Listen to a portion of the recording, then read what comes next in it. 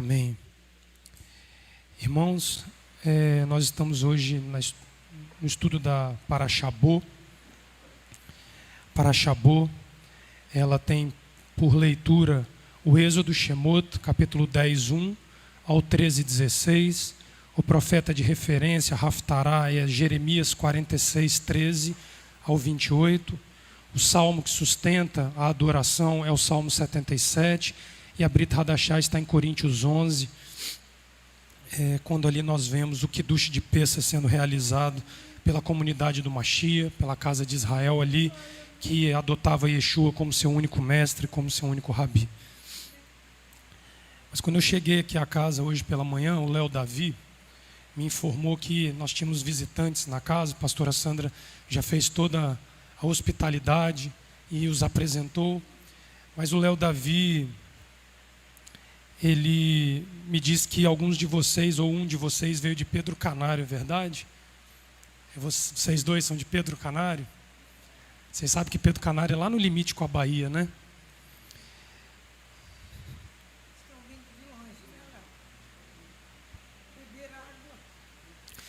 E eu não pude... O Léo poderia ter dito qualquer coisa, mas ele disse Pedro Canário, e aquilo... Eu sei o que é vocês estarem aqui hoje vindo de Pedro Canário. Parte da minha vida ficou enterrada e incinerada em Cristal do Norte. Porque Adonai aprove a ele me fazer parte deste povo. E eu sei o que me custou sair lá de Pedro Canário, estar aqui hoje no meio do povo do Eterno, ouvindo e aprendendo a palavra do Eterno. Que não seja em vão a vida de nenhum de vocês aqui hoje. Para mim significou tanto que o nome do meu filho Amós tem tudo a ver com a minha saída de Pedro Canário. Ali eu deixei incinerado e enterrado um tempo onde eu desconheci o Criador e a palavra do Criador, e hoje eu tento buscar conhecê-lo junto a todo este povo. Mas eu sei quanto custou, e ao acordar, todo dia eu olho para o meu filho e lembro que o nome Amós foi dado porque eu deixei para trás ali uma história, um passado, e vim me juntar ao povo do Eterno para servir. Adonai não vai deixar faltar água nem pão para vocês nesse Shabat, tenho certeza disso. Porque ele acolhe o peregrino, e é mandamento acolher o peregrino, o estrangeiro, que passa pelas terras da casa de Israel. Sejam bem-vindos.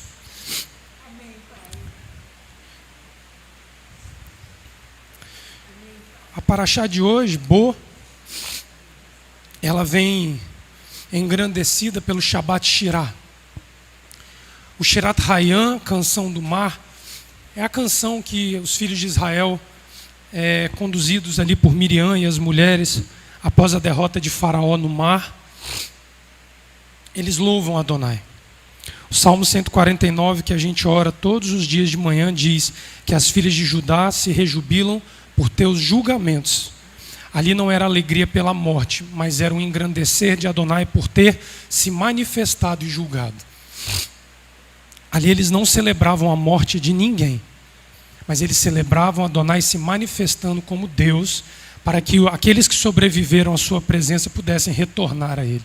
Não há alegria na morte, há pranto, há luto, mas há uma alegria contida pela manifestação de Adonai.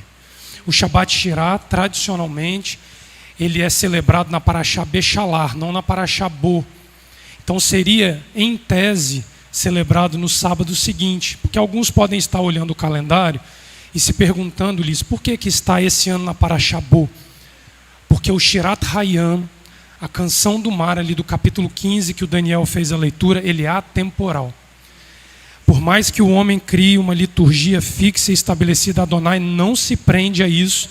Ele respeita em grande parte do tempo porque ele deu, mas ele sobrepõe a sua vontade àquilo que os homens limitam. O Shirat Hayam, ele é o cântico que anuncia o encerramento da vida do feiticeiro Faraó e de seus seguidores. E existe uma base litúrgica dentro da comunidade judaica que, mais do que celebrar o Shirat Hayam na Parashá Beshalar, que é o que tradicionalmente é feito, Existe parte da comunidade judaica que assume que o Shirat Hayam, ele é a celebração do Cântico do Mar antes de Tu B'Shevat. Tu B'Shevat é uma festa de cunho bíblico, mas não bíblica propriamente dito na sua instituição de seus termos e formalização. Ela não está no Levítico capítulo 23 da Torá, mas ela é bíblica porque ela tem os seus fundamentos na Torá e nos ensinos nos Midrashim de Yeshua. Naquelas parábolas que Yeshua relaciona o homem e a árvore, ali ele autentica a celebração de Tu B'Shevat. Quando ali ele fala da figueira, quando ele fala da videira, quando ele fala ali de toda a inserção e retirada de árvores em meio ao seu ensino, ele está falando de Tu B'Shevat, que teoricamente é celebrado no pôr do sol de quarta para quinta-feira dessa semana, e em tese seria celebrado o Shirat Hayam no Shabat que vem. Mas Adonai, por força da sua vontade, ele manda avisar ao feiticeiro: tu és morto. A feitiçaria já é julgada, porque Tu B'Shevat esse ano não se trata de plantio, mas de arrancar de árvores. Faraó era uma árvore plantada no Egito que foi arrancada por Adonai. Israel foi uma árvore arrancada do Egito e plantada em Canaã. Não se iludam quanto ao uso comunal do ambientalismo em Tu B'Shevat. Não se limite a isso. Falar de plantio de árvores é plantio de vida. Falar de arrancar de árvores é falar de arrancar de vidas. Yeshua passa pela figueira, vê que ela não dá fruto e ele determina que ela se torne seca, porque ela não cumpriu o seu papel em frutificar. Depois ele passa pela mesma figueira e ele vai dizer: arranca. Mas o dono do campo diz assim: dá mais um ciclo a ela. Mesmo ela estando ali atrofiada por não frutificar, dá mais um ciclo a ela.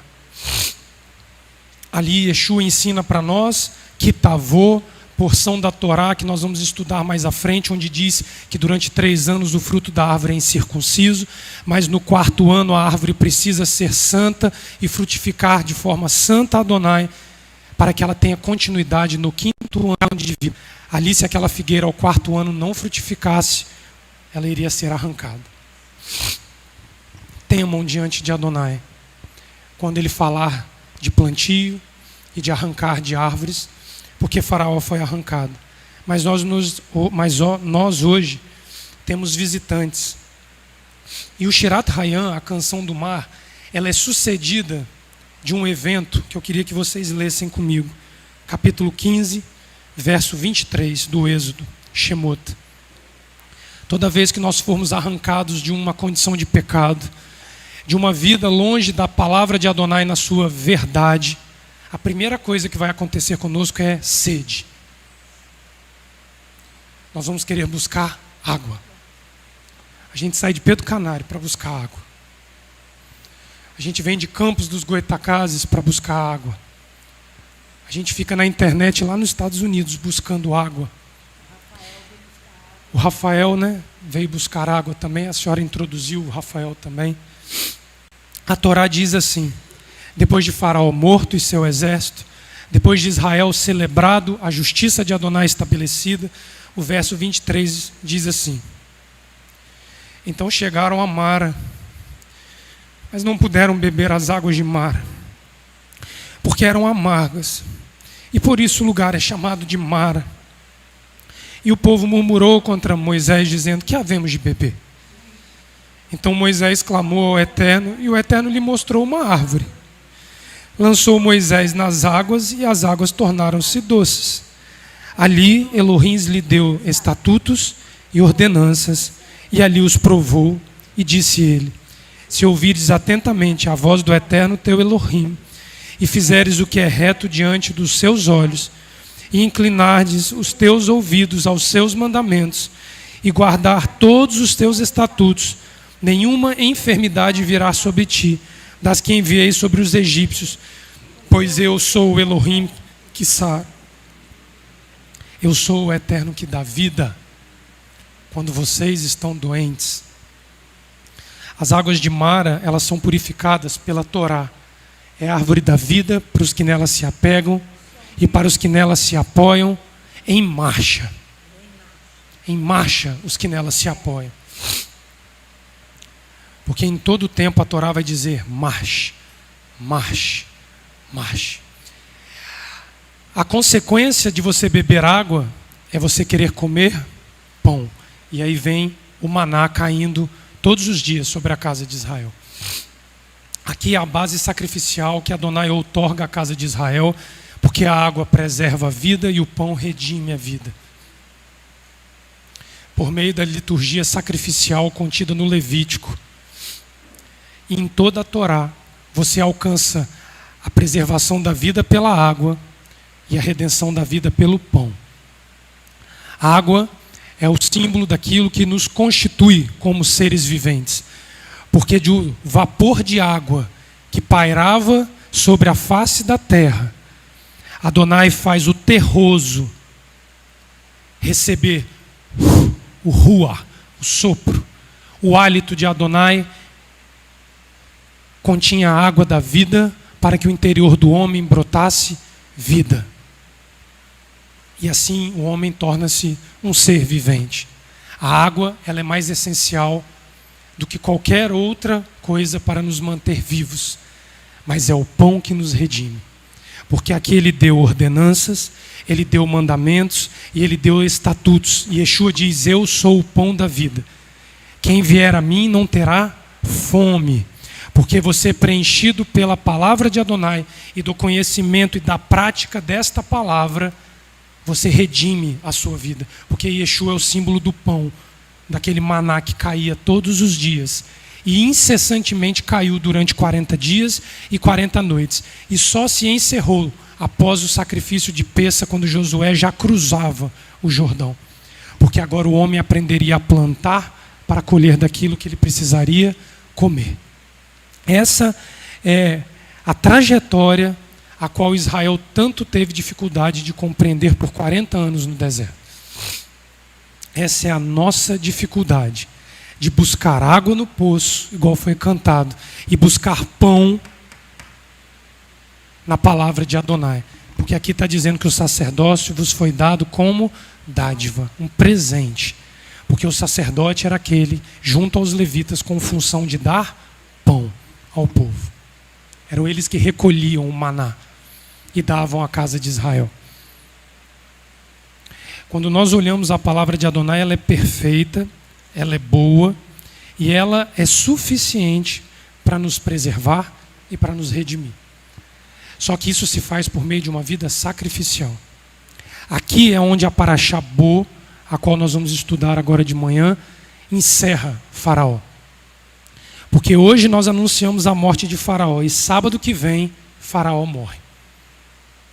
Mas o anúncio da morte de Faraó, ele é dado quando Moisés assume a sua função de libertador de Israel.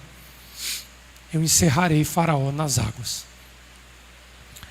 Bo é o quarto verbo mais usado em toda a palavra do Eterno.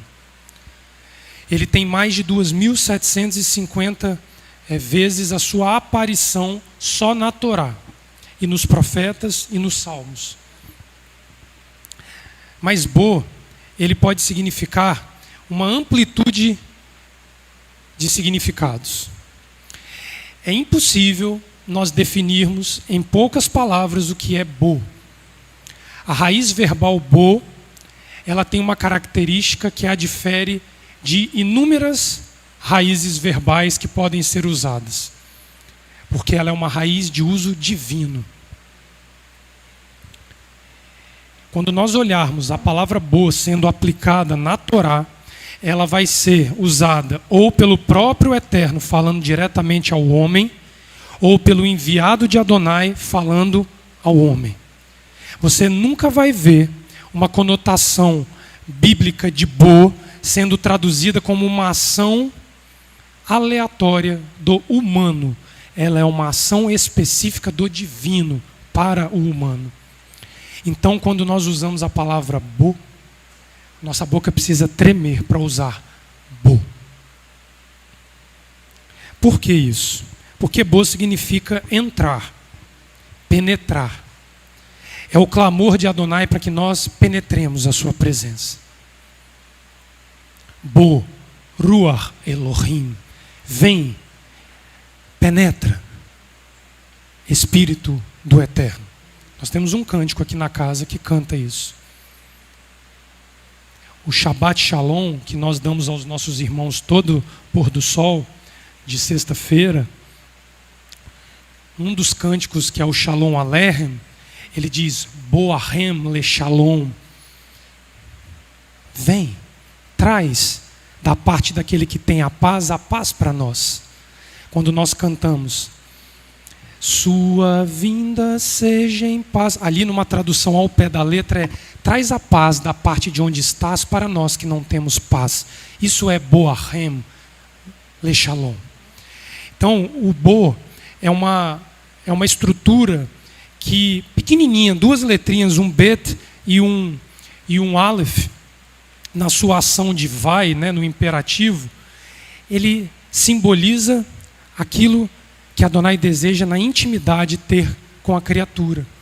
Então a palavra Bo, ela é usada por Moisés com Faraó 3 vezes. Nós não podemos nos enganar a respeito da cadência que o Eterno ele usa a respeito das 10 pragas. Nas 10 pragas, elas são cadenciadas da seguinte forma. Por 3 vezes Moisés vai dizer Bo. Por uma vez a praga vem que Moisés não fala nada. E pelas outras 6 vezes a praga vem como uma manifestação sem aviso prévio da parte de Adonai. Nas 3 vindas, onde ele diz, Bo, vai a Faraó, e diz para o meu povo, para que ele libere o meu povo. Ali Adonai dizia a Faraó, Faraó, tu tens uma oportunidade de sacrificar ao mesmo Deus que o meu povo.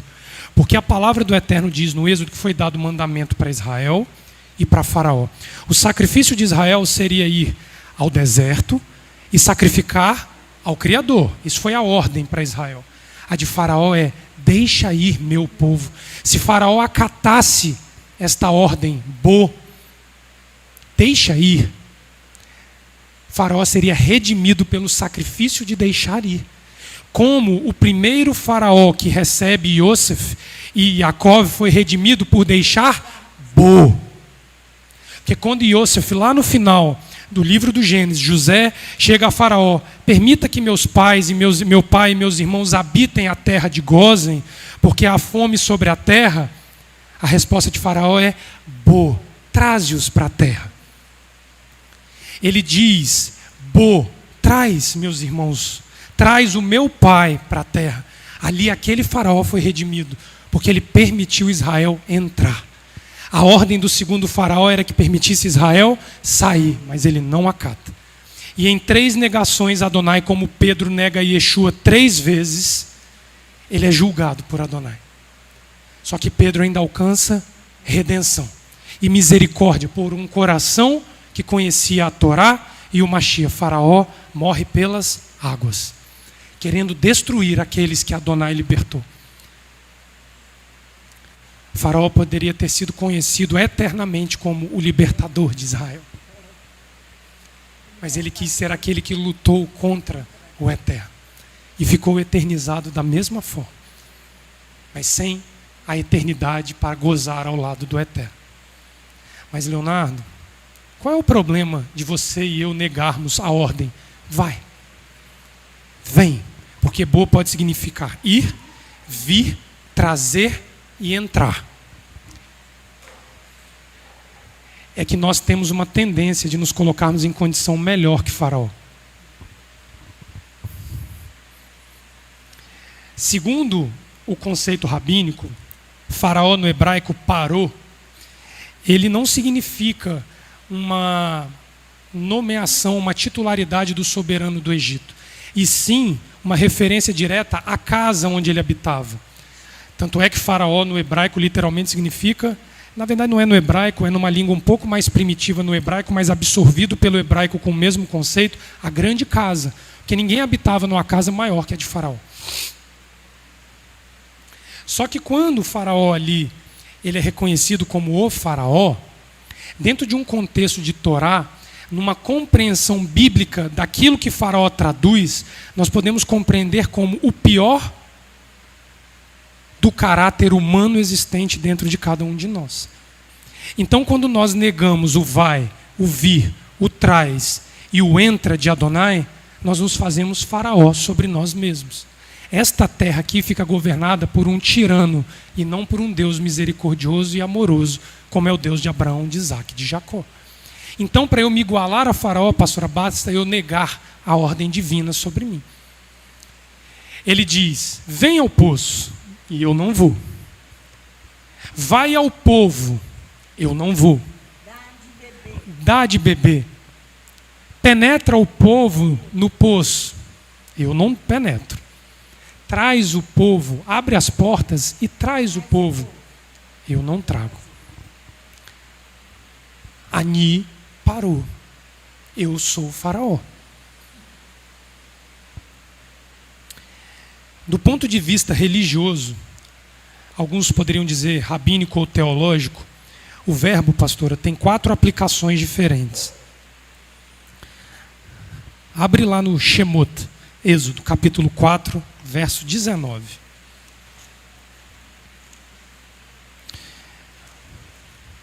Irmãos, nós estamos estudando a palavra do Eterno. Se houver dificuldade de compreensão, precisar que volte, ou que a gente às vezes use alguma expressão que não fique bem compreendida, por favor, tá? Fiquem à vontade, podem interromper, para que todos possam, ter a mesma oportunidade de compreensão.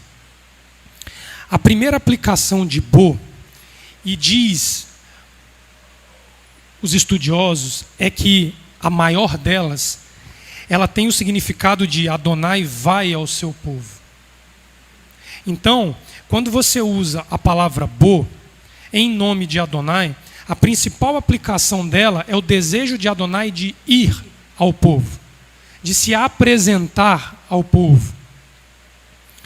O verso 19 diz assim: disse também o Eterno a Moisés em Midian: vai, Bo, volta para o Egito, pois morreram todos os que procuravam tirar-te a vida. Assim tomou Moisés sua mulher, seus filhos, fez montar num jumento e voltou para a terra do Egito. E Moisés levou a vara de Elohim na sua mão. Salta no 22. Dirás a Faraó: assim diz o Eterno de Israel: Israel é meu filho, meu primogênito. E eu te disse: deixa Bo, o meu filho, para que me sirva. Mas tu recusastes deixá-lo ir. Por isso, matarei a teu filho, teu primogênito. Aqui nós já sabíamos a sentença sobre Faraó antes de acontecer. Entende a relação do porquê nós estamos celebrando o Shirat Hayam uma semana antes do tradicional? Porque nós já vamos no sábado que vem ter a oportunidade de celebrar a derrota depois de havê-la derrotado. Mas hoje nós já cantamos e gozamos da presença de Adonai pela derrota. A certeza na derrota do feiticeiro. A certeza na morte de Faraó. Estando Moisés no caminho, numa estalagem. Não, vamos saltar um pouquinho aqui. Verso 27. Disse o Eterno a Arão: Bo, olha que é a ordem divina para aquele que se manifestaria ao povo. Bo, ao deserto para te encontrares com Moisés. Ele foi e, encontrando Moisés no monte de Elohim, o beijou. Então relatou Moisés a Arão todas as palavras do Eterno, com as quais o enviara, e todos os sinais que lhe mandara. Foram Moisés e Arão, e juntaram-se todos os anciãos dos filhos de Israel. E Arão falou todas as palavras que o Eterno havia dito a Moisés. Fez os sinais perante os olhos do povo, e o povo creu. E quando ouviram que o Eterno havia visitado os filhos de Israel, e que tinha visto a sua aflição, inclinaram-se e o adoraram. Isso é Adonai visitando o seu povo, por meio da palavra Bo. A segunda aplicação do verbo está no Êxodo 5. Adonai, dessa vez ele virá para realizar algo para cumprimento de uma palavra sua. Então ele visita e depois ele vem cumprir algo que ele falou. Vamos nos versos 1 ao 3 do Êxodo 5. Depois foram Moisés e Arão e disseram a Faraó: assim diz o Eterno, o Elohim de Israel: deixa ir o meu povo, para que me celebre uma festa no deserto. Mas Faraó respondeu: quem é o Eterno, para que eu ouça a sua voz e deixe Israel ir? Não conheço o Eterno, nem tampouco deixarei Israel partir. Então eles disseram: o Elohim dos hebreus nos encontrou. Portanto, deixa-nos agora ir a caminho de 3 dias ao deserto, para que ofereçamos sacrifício ao Eterno, e ele não venha sobre nós com pestilência e com espada. Ele disse que queria uma adoração no deserto. Faraó nega o direito de Israel de sacrificar. Este princípio usado na palavra do Eterno, ele vai vir por meio de uma tentativa passiva de libertação do povo. Ele vem outorgando a Faraó o direito de Faraó como soberano de libertar, para que Israel cumprisse uma palavra dada a Abraão: peregrina será a tua descendência em terra estrangeira, mas depois de 400 anos eu vou libertar. Aqui é o eco da promessa abrâmica do capítulo 12, do capítulo 15 do Gênesis, onde ali aguardava-se ansiosamente que de forma passiva, sem guerra, sem choro, sem sangue, Faraó libertasse. Faraó não liberta. Adonai agora precisa fazer uma promessa.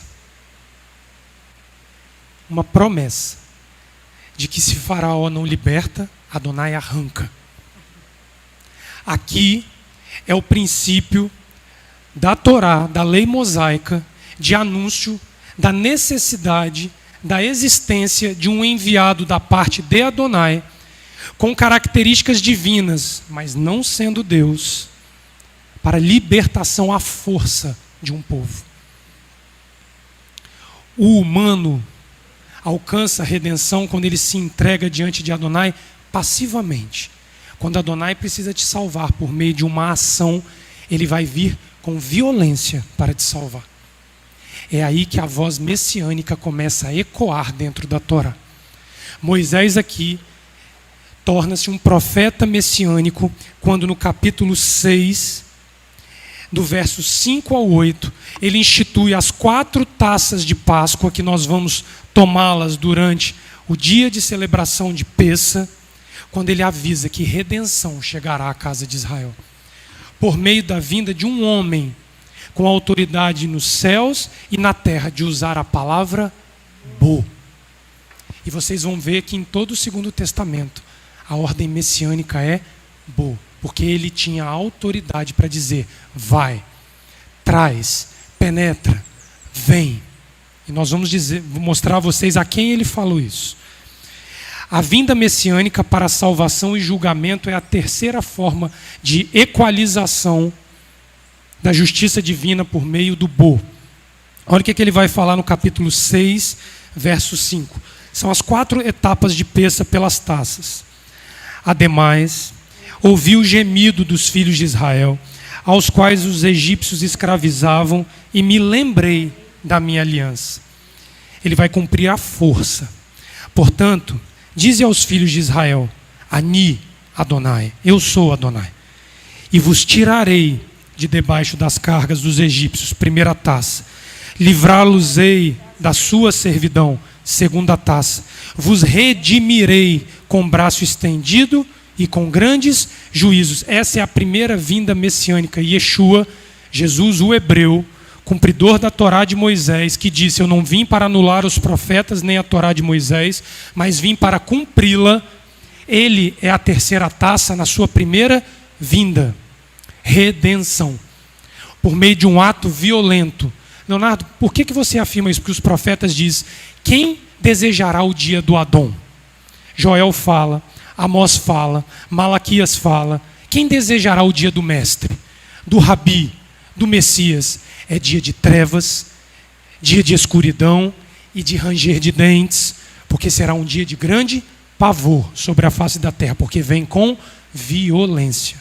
A mesma violência de Faraó, aumentando a carga sobre os egípcios, deu a Adonai a necessidade de estabelecer um rei sobre a casa de Israel, que viria com violência resgatar Israel e os seus adeptos do Egito com a mesma violência, mas para dar água para a subsistência e pão para a redenção. Não há condição de ser liberto por Adonai e só viver de água. Você vai precisar do pão. Lei, não. Ensino. Torá, ensino. Hukat, estatuto. Mispat, ordenança. Os 3 pilares da Torá de Moisés. Ali nas águas de mar eles dizem: eu vos darei leis, estatutos e ordenanças e julgamentos. Sem esses 3 pilares nós não sobrevivemos. Nós não sobrevivemos. Precisamos da água e precisamos do pão. Quando nós convidamos que venha ao poço beber água, é porque é o povo migrando de terras remotas, subindo a casa, buscando aquilo que vai te poupar a morte iminente. Mas depois é função da casa, presencialmente ou pela internet, sustentar este povo com pão, palavra de Adonai. Sem isso não há vida com o Eterno. Porque o estrangeiro, ele estava de passagem muitas vezes pela terra. Ele comia e ia. Ele voltava e ia novamente. Essa condição, Adonai dará a ele até o momento que ele deixar de ser estrangeiro, circuncidar o seu prepúcio, o prepúcio do seu coração, e tornar-se como o natural da terra. Onde está escrito isso? Capítulo 12 do Êxodo, na narrativa de Pêssah, quando diz que o incircunciso não comerá do Pêssah, do cordeiro, nem do pão asmo e nem da erva amarga, a não ser que ele circuncide o prepúcio e torne-se sobre ele como é o natural da terra. Jeremias lá na frente vai dizer: circuncidai o prepúcio dos vossos corações. Adonai já estava dando sinais de que no futuro ele ampliaria o conceito de circuncisão para algo interior, sem anular a circuncisão física. Porque Yeshua diz, o Messias: aquilo que ligares na terra será ligado no céu, e o que desligares no céu será desligado na terra. Você circuncida o prepúcio e o coração. Não há condições de você cumprir a palavra pela metade. Ou você faz no físico e no espiritual, ou você vai ficar cambota ou manco de uma das duas condições. Pois não, pastor, olha fica à só, vontade. Moisés fala da circuncisão do lábio, a Torá fala no Levítico da circuncisão do coração, Jeremias fala da circuncisão do ouvido. São 3 circuncisões necessárias, como você disse, não anulando a física, mas elas são necessárias para a nossa sobrevivência espiritual.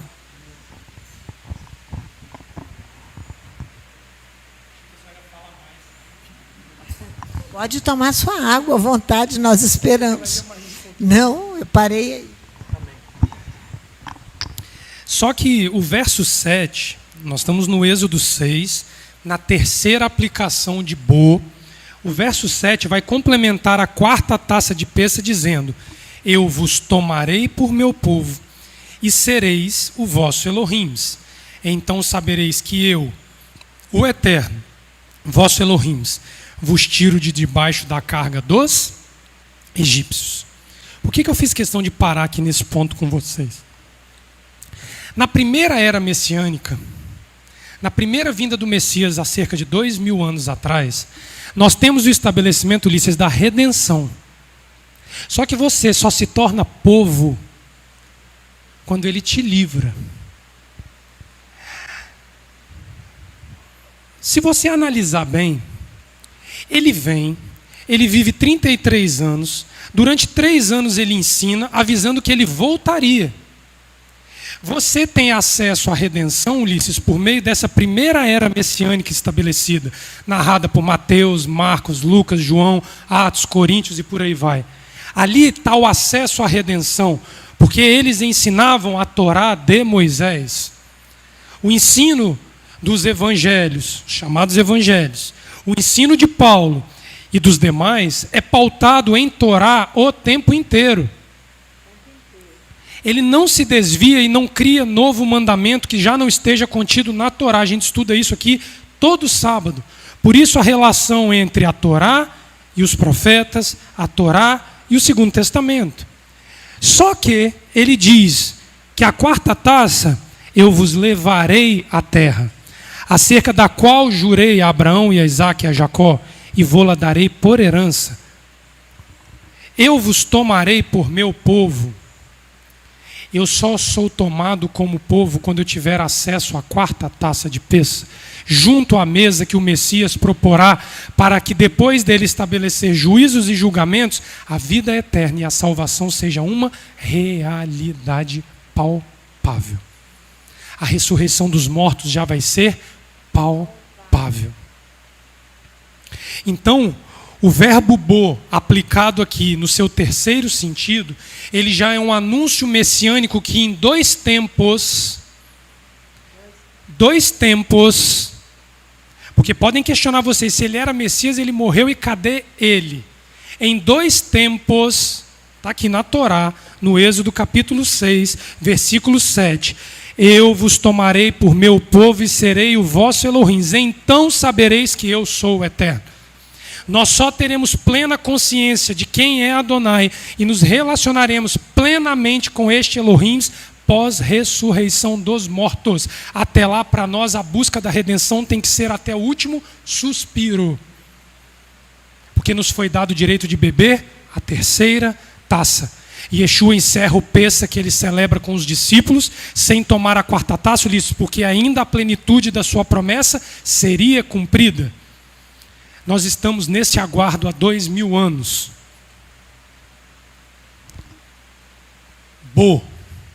Vai. E a quarta taça, pastora? A quarta taça, ó. A quarta aplicação do verbo bo, dentro do sentido teológico, rabínico, religioso da Torá. Nós dissemos que a primeira é Adonai indo ao povo. A segunda é Adonai cumprindo uma palavra dada ao povo. E a terceira é um anúncio de uma era messiânica dividida em duas etapas. Qual é a quarta função de bo? É o seu povo indo à presença de Adonai com sacrifícios. Porque depois de ter sido liberto, livrado, redimido, resta-lhe às nações, segundo Zacarias, capítulo 14, subirem uma vez ao ano na festa dos tabernáculos e apresentar sacrifício a Adonai. A quarta aplicação de bo é a nossa oferta de gratidão a Adonai pela vida que ele nos deu. Leonardo, aonde está a base da Torá para isso? A base da Torá vai ser estudada hoje à tarde, quando nós dermos continuidade à lei sacrificial de Levítico, como base do calendário judaico, quando nós vamos entender que existem 4 ofertas básicas a se oferecer ao Eterno. Levítico capítulo 1 ao capítulo 4.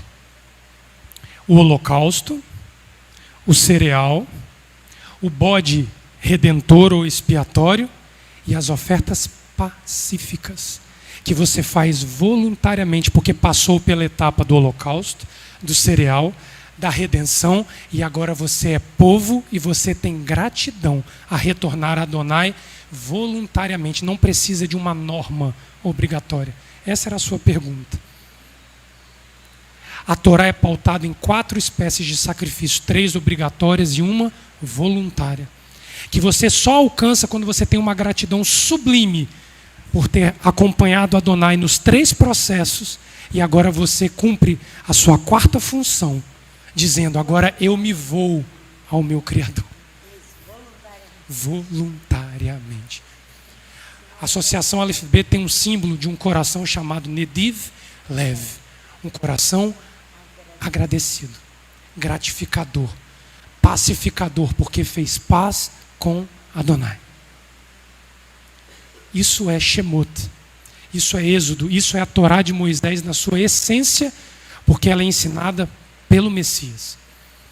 Leonardo, mas você quer dizer para mim que esse contexto de Bo está todo nas palavras do Messias? E nós vamos chegar lá. Eu vou chegar lá. Quando nós entendemos a complexidade dessas quatro aplicações sequenciais de Bo, nós precisamos entender que o seu povo volta para Adonai em paz, cumprindo esta quarta etapa, de uma forma enlutada. É aqui que muitas vezes nós não entendemos, Ulisses, a correção de Adonai, quando ele pega o louvor da casa, ele faz assim, ó, e ele ajusta.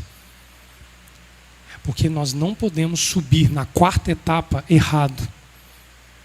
A quarta etapa, Ulisses, ela é como um Kadish Yatom, um cântico de enlutado, que o Sidur tem em todos os regimes litúrgicos que ele ali determinou. O Sidur é o livro de oração e rezas do povo judeu, que é o livro mais usado pela comunidade judaica espalhada sobre a face da terra. Não é o único, é a mais usada.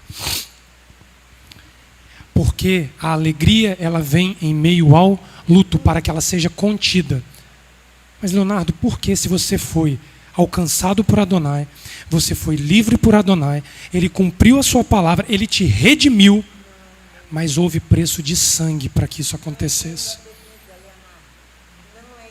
Pode falar, pastora, por favor, explica isso. Não é em meio à bebida. Porque não o cântico pode te levar a um excesso de alegria. Exatamente. E você desviar o sacrifício de Adonai para um Deus estranho. Você sabe onde que eu afirmo isso sem erro para vocês? Qual é a sequência do Êxodo? O Êxodo é anunciado. Adonai, ele inicia o processo do Êxodo com o quê? Qual é a ação divina que inaugura o Êxodo? O shofar? Não. Cânticos de adoração a Adonai? O pranto dos egípcios perdendo seus primogênitos nos seus lares. Morte. O Egito perece com vida para que Israel saia livre. Adonai não permite um gozo acima da medida do luto para nos dar o direito de dizer obrigado, Adonai, voluntariamente. Todos nós temos na nossa história, para estarmos aqui buscando uma vida com Adonai, Ulisses, uma perda severa. Alguns deixaram-se para trás.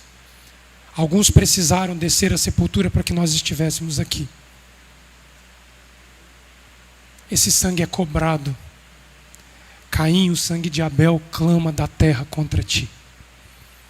Israel não tinha condições de sair, pastora, fazendo um movimento de música e adoração descontrolado pelo fato de ter sido cumprida a promessa de Abraão, por mais que isso fosse um motivo para se alegrar. Mas Adonai, ele é tão justo com o sangue egípcio que foi derramado por meio do sacrifício do Ta'anit Berorot, o jejum dos primogênitos que se faz todo ano, antes da festa de Pessa, que a gente jejua 12 horas antes de Pessa. O sangue, o sacrifício, o Berorot, primogênito, Adonai vira, assim que eles saem do Egito, e diz assim: todo primogênito da casa de Israel é meu. Ele não permite que o judeu, que o hebreu, que o servo circuncidado que aderiu à casa de Israel, olhe para o seu primogênito e ele glorifique Adonai com uma alegria tamanha por ter preservado o seu primogênito e ter morrido o primogênito do egípcio. Adonai fala assim: o egípcio perdeu o seu, mas você também vai perdê-lo para mim, porque ele vai trabalhar para mim. Então ele cerceia o judeu e une o judeu à dor do egípcio, mesmo havendo alegria pelo cumprimento da palavra de Adonai. Nós já tivemos experiências nessa casa, em meio a festividades, onde Adonai ceifou no nosso meio, inclusive no ano de 2020, em Pessa, para que nós não nos desviássemos dessa questão. Já aconteceu em Sukkot, e em outras festas onde Adonai ceifou no nosso meio, para que a subida a ele tivesse uma alegria contida, fosse um Kadish. É daí que você entende que o louvor sai do papapá, popopô, para um som de um violino meloso que chora, porque ele exprime a lágrima e a dor pela alegria, mas pelo preço que essa alegria custou. Então a voz não pode ser ouvida, ouve-se o clamor do instrumento. E como uma assembleia cantando no mesmo tom, no mesmo passo, no mesmo ritmo, nós pranteamos, Ulisses, os egípcios, aqueles que ficaram para trás em morte, mas a nossa alegria de estarmos vivos na presença de Adonai. A questão toda é que Faraó se colocou entre o sacrifício e entre Adonai. Não faça isso. Quando alguém se levanta com uma doutrina, uma postura, um discipulado, um ensino, qualquer coisa que coloque-se entre Adonai e o sacrifício oferecido pelo povo, a vida corre alto risco. Por isso que o feiticeiro é morto. Porque o feiticeiro ele desvia a adoração genuína do povo da presença de Adonai. Então ele se coloca entre o sacrifício e entre Adonai. Não faça isso. Abre lá no Êxodo 10, para achar. Boa. Verso 24 ao 29.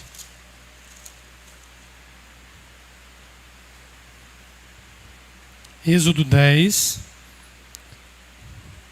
24 a 29. Então chamou Faraó a Moisés e disse: Ide, servi ao Eterno. Somente fiquem os vossos rebanhos e o vosso gado.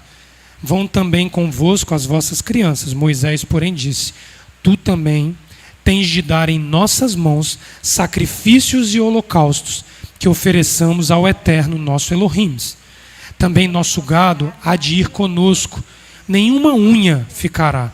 Dele havemos de tomar para servir ao Eterno.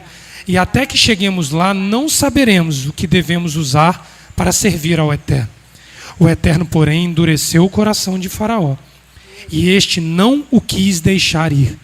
Disse Faraó a Moisés: leque, não é bom. É aqui que eu quero terminar com vocês. Leque da minha presença. Guarda-te de que não mais vejas o meu rosto. No dia em que vires o meu rosto, morrerás. Respondeu Moisés: bem dissestes, eu nunca mais verei o teu rosto. Aqui parece haver, pastora, uma inverdade na Torá.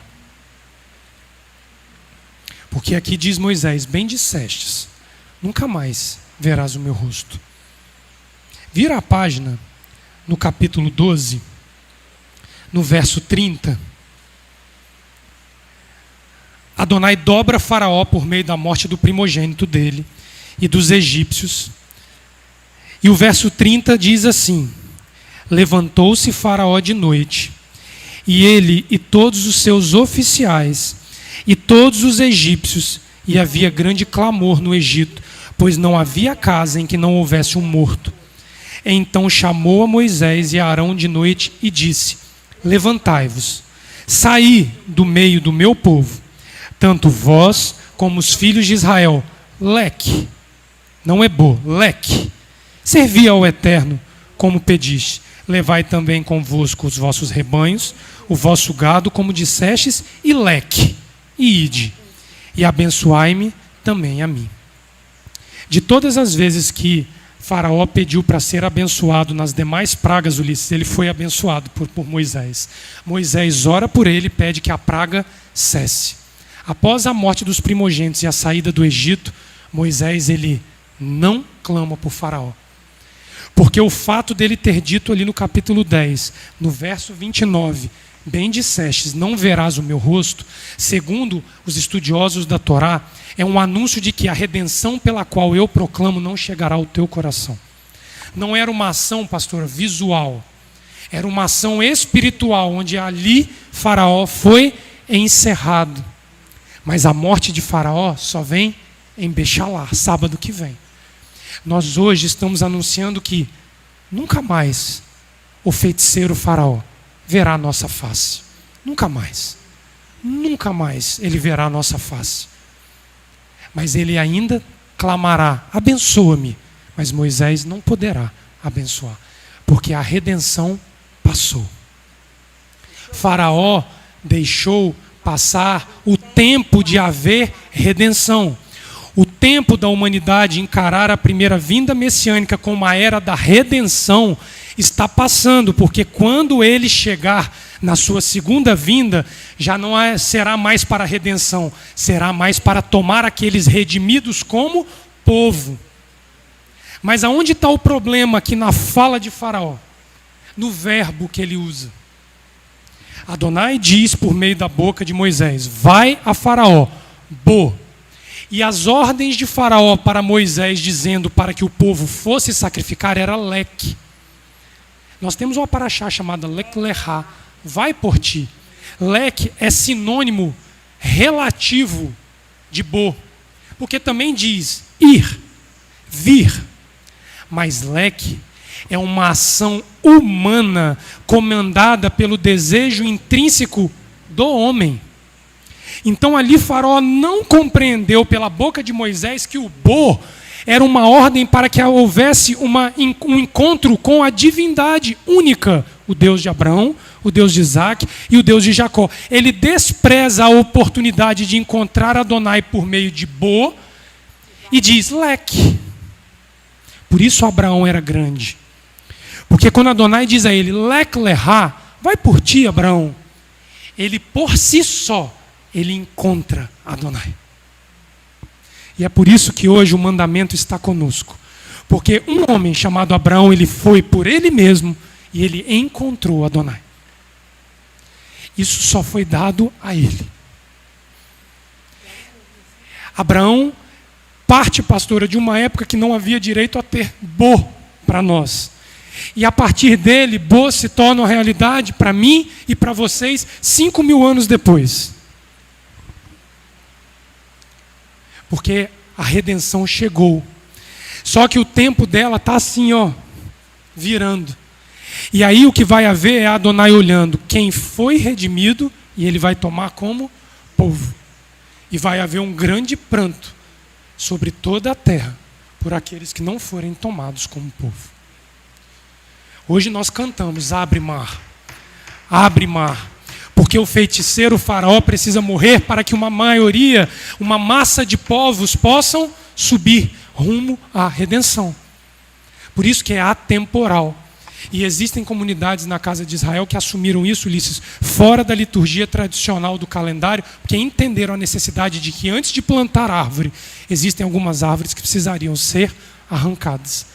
O Egito perdeu os seus primogênitos e Faraó e o seu exército por meio de um arrancar, antes de Adonai plantar Israel como um carvalho, como uma oliveira, como uma figueira, como uma videira, como qualquer árvore que não estava prevista a nascer naquele deserto, Adonai fez nascer Israel ali. Isso é bom.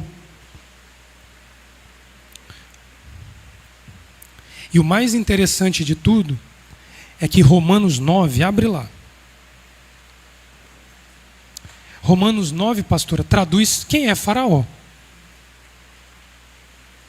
Do verso 14 ao 24.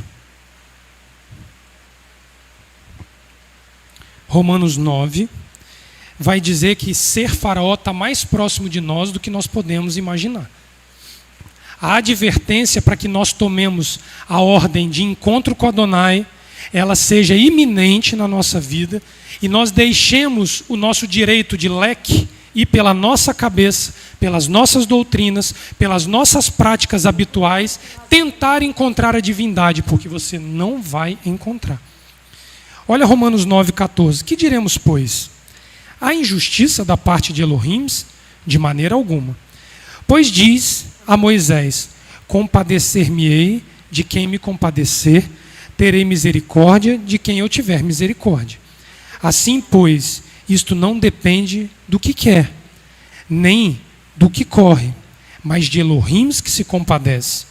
Porque diz a Escritura a respeito de Faraó, para isto mesmo te levantei, para em ti mostrar o meu poder, e para que o meu nome seja anunciado em toda a terra. Logo, pois, compadecesse-te de quem quer e endurece a quem quer. Dir-me-ás então, por que se queixa ele ainda?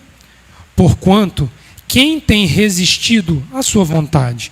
Mas, ó homem, quem és tu que a Elohim replicas? Porventura, a coisa formada dirá algo ao que a formou? Por que me fizeste assim?